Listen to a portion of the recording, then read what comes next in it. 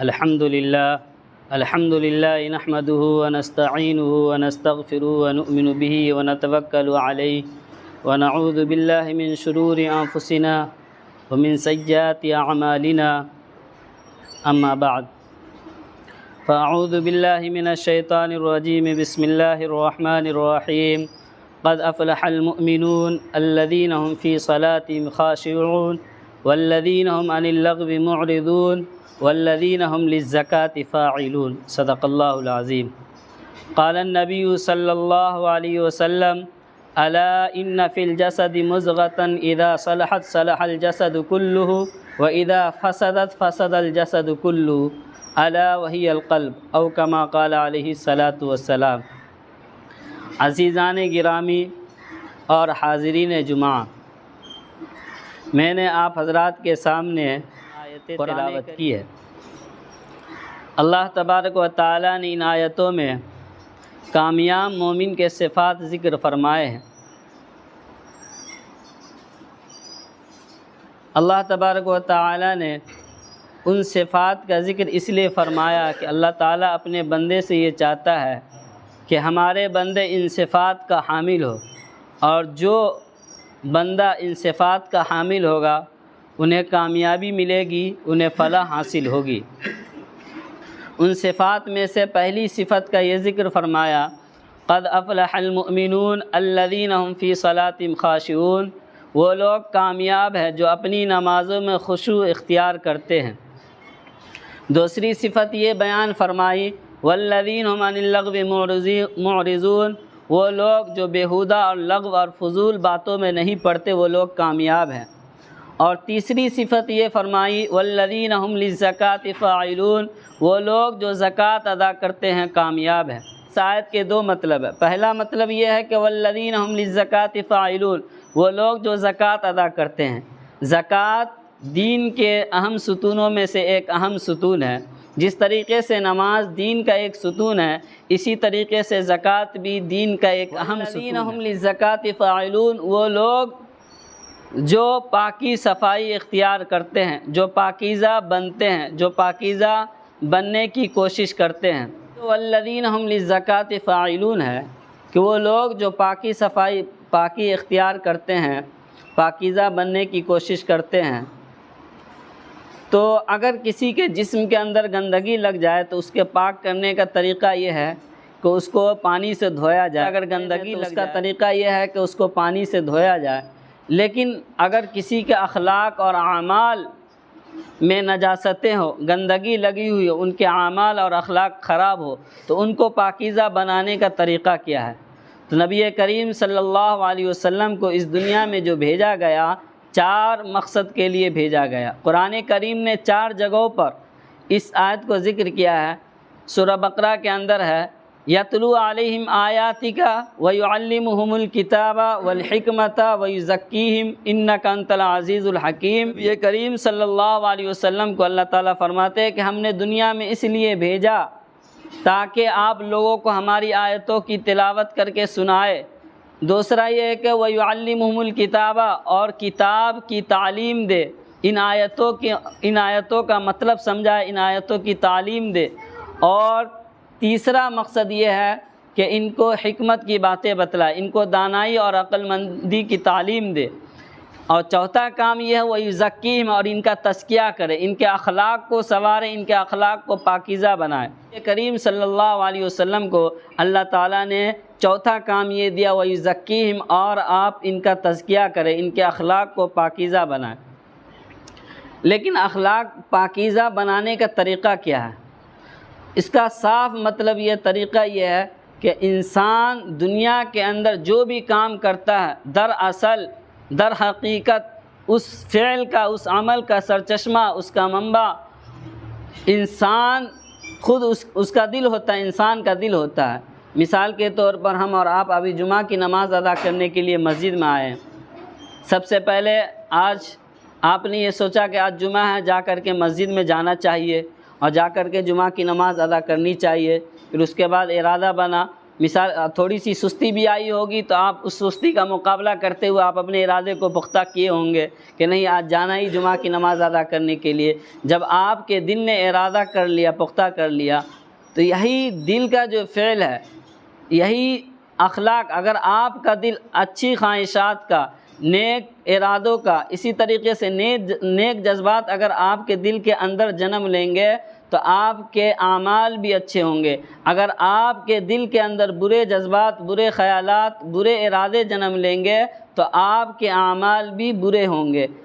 لہذا حدیث شریف کے اندر ہے، ایک خطبہ کے اندر آپ صلی اللہ علیہ وسلم نے فرمایا، الا ان فی الجسد مضغہ اذا صلحت صلح الجسد کلہ واذا فسدت فسد الجسد کلہ الا وہی القلب، کہ خوب سن لو، دھیان سے سن لو کہ جسم کے اندر ایک لوتھڑا ہے، اور وہ لوتھڑا جب صحیح رہتا ہے، تندرست رہتا ہے تو پورا جسم صحیح رہتا ہے، اور جب وہ لوتھڑا فساد کا شکار ہوتا ہے، خراب ہوتا ہے، تو پورا جسم کیا ہے؟ خراب ہو جاتا ہے۔ اور وہ لوتھڑا کیا ہے؟ دل ہے۔ ظاہری اعتبار سے تو ہم سمجھ جائیں گے، ظاہری اعتبار سے، کہ اگر کسی انسان کا دل خراب ہو جائے، دل دھڑکنا اور دل اپنا کام کرنا بند کر دے، تو وہ انسان زندہ نہیں رہ سکتا۔ 1 منٹ کے اندر 72 مرتبہ دل جو ہے خون پھینکتا ہے، پھر اس کو واپس لیتا ہے۔ یہ تو ظاہری اعتبار سے ہوا کہ اگر انسان کا دل کام کرنا بند کر دے تو انسان کی زندگی ختم، پھر انسان مردہ میں شمار ہو جائے گا۔ یہ ظاہری اعتبار سے ہو گیا۔ اور باطنی اعتبار سے یہ ہے کہ اگر انسان کے دل کے اندر غلط خیالات پیدا ہوں گے، غلط جذبات پیدا ہوں گے، تو اس کے جو اعمال سرزد ہوں گے، وہ جو اعمال سر انجام دے گا وہ بھی غلط دے گا۔ مثال کے طور پر اگر آپ یہاں نماز پڑھنے کے لیے آئے ہیں، کسی شخص کا یہ ارادہ ہے کہ ہم جمعہ کی نماز اس لیے پڑھنے آئے تاکہ اللہ تعالیٰ کا یہ حکم ہے کہ تم نماز پڑھو، نماز ادا کرو، اللہ کا حکم سمجھتے ہوئے، پھر اس کے بعد جو ہے اللہ تعالیٰ سے ثواب کی امید رکھتے ہوئے، کوئی دکھلاوا نہیں، کوئی ریاکاری نہیں ہے، اور اس کے بعد آپ نماز پڑھنے کا اچھا ہے۔ لیکن اگر کوئی شخص اس لیے نماز پڑھنے کے لیے آیا ہے تاکہ ہمیں لوگ جو بڑا نمازی سمجھے، بڑا متقی پرہیزگار سمجھے، نیک سمجھے، تو دیکھیے عمل ظاہری اعتبار سے نماز پڑھنا ایک اچھا عمل ہے، لیکن دل نے جو ارادہ پیدا کر لیا، دل نے جو غلط راستہ دکھلایا ہے کہ تم یہ سمجھو کہ ہمیں بڑا متقی اور پرہیزگار لوگ سمجھے، یہ ارادہ ہی غلط ہے۔ تو لہٰذا آپ کا عمل کرنا، نماز پڑھنا، جو کہ ظاہری اعتبار سے اچھا ہے لیکن دلی اعتبار سے خراب ہے۔ جس طریقے سے ہم اور آپ جانتے ہیں کہ نماز، روزہ، زکوٰۃ، حج فرض ہے، اسی طریقے سے ہم یہ بھی جانتے ہیں کہ شراب پینا حرام ہے، جھوٹ بولنا حرام ہے، غیبت کرنا حرام ہے، زنا کرنا حرام ہے۔ اسی طریقے سے دل کے بھی فعل ہوتے ہیں کہ دل کے اندر جو جذبات پیدا ہوتے ہیں، جو خواہشات جنم لیتے ہیں، ان خواہشات میں کچھ خواہشات غلط ہوتی ہے، حرام ہوتی ہے، اور کچھ خواہشات حلال ہوتی ہے۔ اخلاص دل کا عمل ہے۔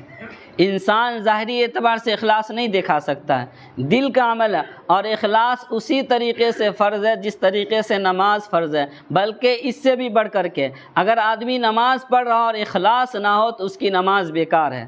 تو یہ اخلاص دل کا عمل ہے، کوئی آپ کے اخلاص کو نہیں دیکھنے جاتا ہے۔ اسی طریقے سے دل کا عمل ہے شکر کرنا۔ اگر اللہ تعالیٰ نے کوئی نعمت آپ کو دی ہے تو اس پر آپ کا یہ ہونا چاہیے کہ اللہ تعالیٰ میں اس نعمت کے لائق نہیں تھا لیکن آپ نے مجھے یہ نعمت عطا کیا، اس پر تیرا شکر ہے۔ تو یہ شکر کرنا دل کا عمل ہے۔ اسی طریقے سے صبر کرنا، کبھی آپ کے ساتھ ناگوار واقعہ پیش آ جائے، کبھی آپ کے اوپر مصیبت آ جائے، تکلیف آ جائے، کوئی ایسی چیز آ جائے جس کی وجہ سے آپ کو غم لاحق ہو جائے، اس پر آپ صبر کر رہے ہیں، تو یہ صبر کرنا دل کا فعل ہے۔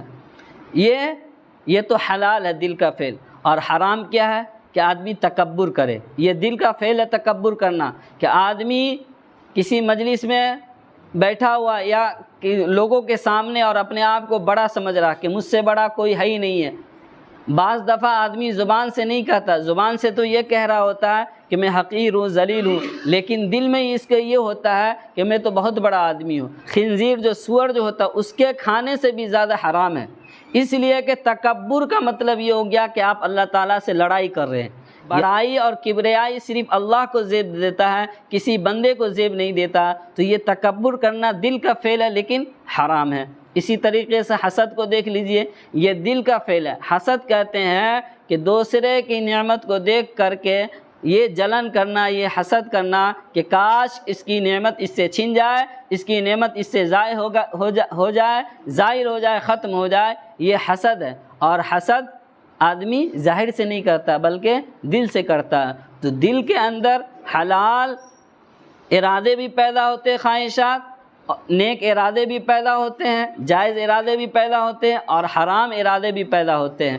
ہمیں اور آپ کو اللہ تعالیٰ ایسے خواہشات پیدا کرے جو نیک ہو۔ جب نیک خواہشات پیدا کریں گے تو نیک اعمال سرزد ہوں گے، اور جب برے خواہشات پیدا کریں گے تو برے اعمال سرزد ہوں گے۔ تو لہٰذا اللہ تعالیٰ سے دعا ہے کہ اللہ پاک ہم سبوں کو اپنا تزکیہ کرنے کی توفیق عنایت فرمائے۔ تزکیہ کا مطلب یہ ہوتا ہے کہ اپنے دل کو پاک صاف کرنا۔ جس طریقے سے ہمارا جسم، ہمارا کپڑا گندا ہو جائے تو ہم یہ کوشش کرتے ہیں کہ اس کو پانی سے صاف کرے، اسی طریقے سے اگر کسی شخص کے دل کے اندر غلط خواہشات پیدا ہو رہی ہے، کسی غلط ارادے پیدا ہو رہے ہیں، غلط جذبات ابھر رہے ہیں، تو اس پر لازم ہے کہ ان جذبات کو مارے اور اچھے خواہشات کے طرف اپنے دل کو موڑے۔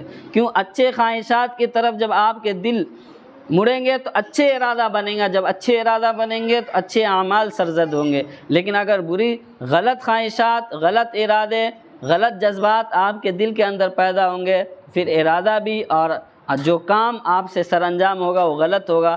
وآخر دعوانا ان الحمد للہ۔